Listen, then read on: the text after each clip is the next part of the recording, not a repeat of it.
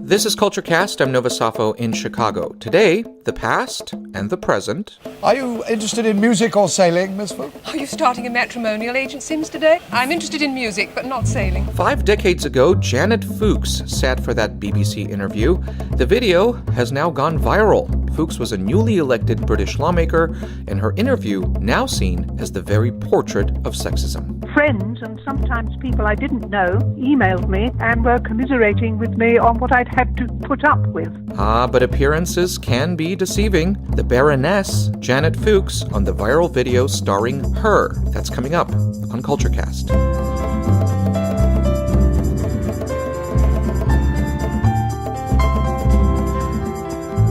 CultureCast is a production of Chicago Radio Works. You can subscribe on iTunes, Google Play, Stitcher, or the TuneIn app. You can also listen on our website, culturecast.org. Welcome to CultureCast. I'm Nova Safo in Chicago. Here's an unlikely choice for a viral video, a BBC interview from 1970. And another new MP, Miss Janet Fookes, who is... Janet Fookes had just won election to the British lady Parliament. MP. May I talk to Mrs. Fookes first, who've been waiting rather a long time? Mrs. Fookes, Miss Fookes, I'm so sorry, and Miss Fookes tells me that she's Miss Fookes because no man has ever plucked up the courage to ask. Well, that's a challenge to any bachelors in the House of Commons, and perhaps one in particular, who knows? Are you interested in music or sailing, Miss Fookes? Are you starting a matrimonial agency, Mr. Day? No. I'm interested in music, but not sailing. I have a lot of energy, but not that much, Miss Fookes. Miss Fookes, may I ask how old you are? If you must. I must. 34. Really, you don't look anything like that, if I may say so. Miss Fookes, what are your interests? Politically or personally? Politically and professionally. Well, I am a teacher, and I'm very interested in education and, of course, in the position of women. I think we ought to say that Miss Fookes, incidentally, is the most gorgeous redhead. If you're seeing it in black and white, it is something you are missing. So a newly elected lawmaker is asked about her personal life and described as a gorgeous redhead. Needless to say, this video has found new life online. In this era of the Me Too movement and conversations about gender inequalities, the video has brought out the internet comments. Here are a couple. Imagine if Janet Fookes was a man. Would the first minutes of the interview be given over to marital status, hair color, youthful looks, and hobbies? And another commenter wrote, I suspect that any shock comes from seeing just how patronizing it was just 40 or so years ago. One person the world has not heard from is the person at the center of that video, Janet Fookes. That is, until today, Miss Fookes is now Baroness Fookes. She has gone on to a distinguished 5-decade career in the British Parliament, first in the House of Commons, and now in the House of Lords, which is the British Parliament's upper chamber. The Right Honourable Lady Janet Fookes spoke with me from her home in Sussex, just south of London, and I began by asking her whether she remembers that BBC interview from 5 decades ago. Indeed, I do, very vividly, because it was the first time I had ever been on television nationally, and I'd only done it once on something frightfully local a few years before that. So I was very much a novice. What was your recollection of that interview and how it went? It was a remarkable one for me. It was a rather alarming just to go into the BBC studios with a whole lot happening. And indeed, I was kept waiting for ages while people considered more important than me came and went. And it was in fact the interviewer, Robin Day, who was kind enough to say to those who were organising these things, Miss Fookes has been waiting for a very long time. I'm sure I ought to be interviewing her now. And that was a relief because I was getting more and more apprehensive. I see. When that interview began and you started hearing the questions they were asking you, I thought it was really funny because you threw in a joke right at the top. Are you running a matrimonial agency? I don't know why I came out with that. It just came out. I thought it was a brilliant answer, actually, to his question. What was going through your mind when they were asking you these, frankly, sexist and inane questions? Not quite as inane as you might imagine, because you have to go back all those years. We had a brand new Prime Minister who was a rather good-looking bachelor. Now, people have forgotten that now, but I could see that that's what lay behind those inane questions, as you describe it. Yeah, some of the media was speculating that they were asking whether he and you might become an item of sorts. Is that right? Yes, indeed. I don't think we used the term in those days, but that's precisely what I think lay behind the questions. But of course, for those who are much younger, they would not know or would have never known the background to that questioning. So presumably you left that interview feeling all right. In the context of the time, did you feel you were treated fairly or in a way that was inappropriate? I don't think I thought any of those things. I mean, it was a relief to get it over, however it went, because, as I say, I was very much a novice, and this was the day after I had been elected. I'd had very little sleep. I had been whisked from my constituency over Westminster Bridge and saw the Houses of Parliament have a very new MP, and that side of it was all very exciting. I had made it. And at what point did you realize that all of a sudden, all these decades later, that video had gone viral on the internet? I think it was because friends and sometimes people I didn't know emailed me to tell me and also perhaps to give their views on the matter. And what kind of response have you been getting from folks? What have they been emailing you and telling you? It varied between those who didn't think it was particularly sexist, but I sounded fine, to those who thought it was absolutely disgraceful and were commiserating with me on what I'd had to put up with.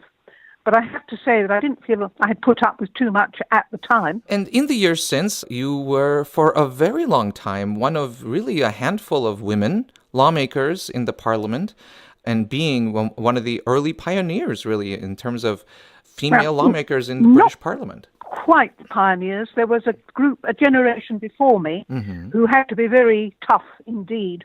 People like Barbara Castle, who was a Labour MP, and various others. They were real toughies. I think each generation has found it slightly easier. Now, I have to say that from me personally, I didn't have too much worry or trouble. I seemed to be accepted very readily. I didn't have to put up with the kind of things that now occur because, of course, in those days, we did not have the social media, which can be very cruel, well, both to men and women, but it seems to me it strikes particularly hard at some of the women politicians of the present day. I didn't have any of that. I seemed to be accepted for what I was, but in, of course, a tiny minority. I can't quite remember the exact numbers, but it was under 20 women MPs for the whole of the chamber, every party. Indeed, he was just around that amount, and today there's something around 200 in the House of Commons, which is equivalent to our House of Representatives, I believe. How has the increase in female representation translated to either a change in the politics or the types of policies that have been implemented? Well, clearly, I think women's issues have become much more prominent as you've had more women to bring them forward, although I have to say that you have had some men MPs who've been also very helpful in that regard. I suppose the greatest change which I have seen is in the number of women occupying positions as ministers and in varying tasks within the Houses of Parliament, and culminating, of course, in first one woman Prime Minister and now currently a second. I can remember Margaret Thatcher saying earlier in her career she never thought she'd see a woman Prime Minister in her lifetime. Extraordinary, because within a few years she'd become leader of the opposition and, of course, Prime Minister. And we mentioned how when you started out, there were maybe about a dozen, less than 20 female lawmakers in the British Parliament. Today, there's some 200. I'm curious, though there are 200 or so, that is still maybe about a third of the House of Commons, certainly not a representative of the population. How optimistic are you about the future? I think I'm an optimist by nature, so I do see women coming, as the years go by, more and more to the fore in political terms. They've certainly occupied innumerable now posts of importance. So I think that will continue, and I'm certainly hopeful that it will. And why do you think it's so difficult? Why do you think it's taken so long? Well, let's be frank about this. It's a strange profession to choose, and there are many men who do not get there either. So let's make no mistake about it. It's not easy either for women or for men to have a successful career in politics. I mean, I've seen several men whom I think would have made admirable MPs who, for a variety of reasons, have never got there. Janet Fookes speaking with us from the UK. In a moment, we'll talk about role models, Margaret Thatcher, and the at times intimidating reputation Ms. Fookes developed in Parliament. But first, a word from our sponsors.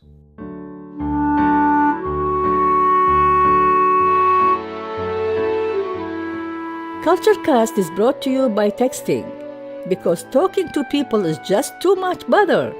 Texting, helping bring an end to civilization since 1992. CultureCast is also brought to you by emojis, because why text words when you can text meaningless graphics? Emojis, using words is what clueless old people do. That promo brought to you by the septuagenarian and female trailblazer dearest to my heart, my mom Zabel, who was a radio news broadcaster in the 80s. Now back to our interview with Baroness Janet Fookes of Britain's House of Lords. When we left off, we were talking about the video of the cringeworthy interview she had to endure when first elected into office, the video that's now gone viral. And we are going to pick up our conversation with where she eventually ended up as one of the leaders in Parliament in the House of Commons, which is sort of like the House of Representatives here in the U.S. One of the interesting roles I had was in terms of my time in the House of Commons as the Deputy Speaker, which in the House of Commons is a little band of a team of 4, led by the first woman Speaker, Betty Boothroyd, now Lady Boothroyd. She was the Speaker, I was one of the deputies, and we had 2 men deputies. So at that point, interestingly, we had complete parity, but with a woman in the top slot, shall we call it. That must have been a very interesting time in the House of Commons. It was indeed, and I enjoyed it thoroughly because although you gave up partisanship for the time you were there, it gave you a look behind the scenes, saw how things worked. It was a very, very interesting and rewarding experience, and I thoroughly enjoyed it. And I think at times they were slightly scared of me when I was on my high horse in the chair. Why is that? Because although I'm talking to you very nicely and conversationally now, I can be the stern schoolmarm, and I think they did respond to that. You'd obviously have to ask those who came under my tutelage, shall we say, as a Deputy Speaker, but I do get that impression on occasion when it was necessary. Order. This matter has already been thrashed out exhaustively through means of points of order. There are no more points of order that I can deal with. Order. I am taking no more points of order on the Prime Minister's statement at his press conference. Mr. Pike, sit down. A scene from the House of Commons there with the then Deputy Speaker Janet Fookes taking on rowdy lawmakers. It's important to note that people posted videos of Janet Fookes in action to show how far she had gotten after that much maligned BBC interview. I asked Baroness Fookes about being a role model, the importance of role models, and especially the role Margaret Thatcher played in the 1980s. She was Britain's and all of Europe's first female prime minister, and I wondered whether her ascendance brought change for British women. Yes, I do think it changed a lot, because she absolutely smashed that glass ceiling. You know, she didn't just poke her head gently against it, she smashed it. And it meant that forevermore, women could aspire to the very highest offices in our land, in Britain. I think that was extremely important. I think role models are very important because they give you an idea for a younger generation coming along of what they can do. And certainly you have been a role model too for women. What have been the responses you've heard for the trail that you have blazed? Well, I hope I've been some kind of role model, but I'm not a household name. Well, maybe with that particular viral effort that we've just had, maybe, but prior to that, I was certainly not a household name. But I hope that for those women who've come into contact with me, I have provided some sort of example of where it's possible to get. Do you feel comfortable with your new internet fame? Oh, I reckon it's quickly come and quickly go, so I don't worry about it at all. How do you see that video in terms of the current Me Too movement? It's really global movement. It's in Europe, it's here in the US. How does that video fit in? I'm not sure it fits in too well because, as I understand it, the Me Too campaign was against sexual exploitation of women in a very real sense. Inappropriate touching, the couch on which you had to lie if you wanted to become a film actress, that kind of thing. Now, that is not my experience. I think for some folks it has that the movement's meaning has broadened to include gender inequities of all sorts. And I'm curious in that light whether you might see a connection to your video and why it has resonated so much. Oh, I think it has resonated because people are very much more aware now of what is usually described as sexism, treating women differently because they are women, and perhaps asking questions that would not be asked of a man. So I suppose there is a very broad connection. Of course, it's very difficult actually to keep causes true to their original, whatever was their founding principle. Things tend to widen, broaden, so you're probably right in that respect. Baroness Fookes of Britain's House of Lords joining us from Sussex. Thank you very much for your time. And thank you for having me.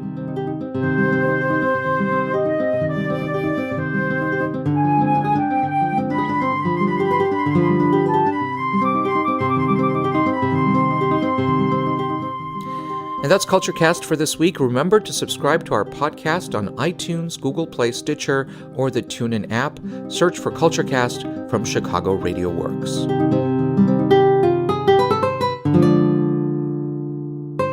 I'm Nova Safo in Chicago. Thanks for listening.